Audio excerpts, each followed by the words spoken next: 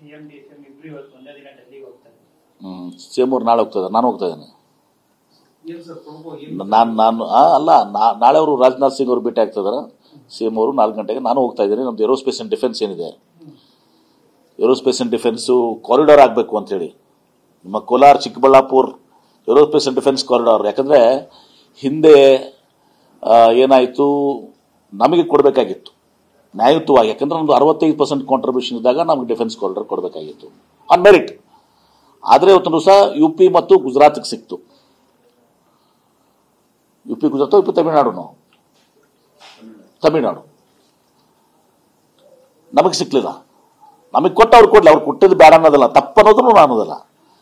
ನಮಗೆ ನ್ಯಾಯಯುತವಾಗಿ ನಮಗೆ ಕೊಡಬೇಕಾಗಿತ್ತು. 65% ಇದ್ದವರಿಗೆ ಮೊದಲು ಕೊಟ್ಟು ಉಳಿದವ್ರಿಗೆ ಕೊಟ್ಟರೆ ತಪ್ಪಿರಲಿಲ್ಲ.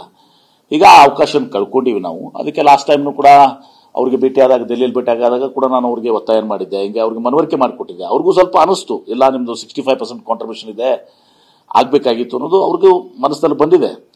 ಹೀಗಾಗಿ ಮತ್ತೆ ಅದನ್ನು ನಾಳೆ ಹೋಗಿ ಭೇಟಿಯಾಗಿ, ಆಮೇಲೆ ಗ್ಲೋಬಲ್ ಇನ್ವೆಸ್ಟರ್ಸ್ ಮೀಟ್ನಾಗೂ ಕೂಡ ಮತ್ತೆ ನೆನಪು ಮಾಡಿದ್ದೀವಿ. 2-3 ಸಲ ಭೇಟಿಯಾಗಿದೆ. ನಾಳೆ ಮುಖ್ಯಮಂತ್ರಿ ಕರ್ಕೊಂಡೋಗಿ ಈ ಏರೋಸ್ಪೇಸ್ ಅಂಡ್ ಡಿಫೆನ್ಸ್ ಕಾರಿಡಾರ್, ಒಂದು ಈ ಕೋಲಾರ ಚಿಕ್ಕಬಳ್ಳಾಪುರ, ಇನ್ನೊಂದು ಕಡೆ ಅಲ್ಲಿ ಬೆಳಗಾವಿ ಹುಬ್ಳಿ ವಿಜಯಪುರ. ಯಾಕಂದ್ರೆ ಅಲ್ಲಿ ಏಕರ್ಸ್ನವ್ರು ಬಂದಿದ್ದಾರೆ. ಈಗ ನೋಡಿದ್ರೆ 400 acres SEZ private SEZ Arvind Melligeri ಅವರು ಮಾಡಿದ್ದಾರೆ. ಸೊ ಈ 2 ಕಡೆ, ಒಂದು ಉತ್ತರ ಕರ್ನಾಟಕದಲ್ಲಿ, ಒಂದು ದಕ್ಷಿಣ ಕರ್ನಾಟಕದಲ್ಲಿ, ಈ 2 ಕಡೆ ನಮ್ದು ಡಿಫೆನ್ಸ್ ಕಾರಿಡಾರ್ ಕೇಳಕ್ಕೆ ಹೋಗ್ತಾ ಇದ್ದೇನೆ. ನಾನು ಮುಖ್ಯಮಂತ್ರಿ ಜೊತೆ ನಾನು ಹೋಗ್ತಾ ಇದ್ದೇನೆ.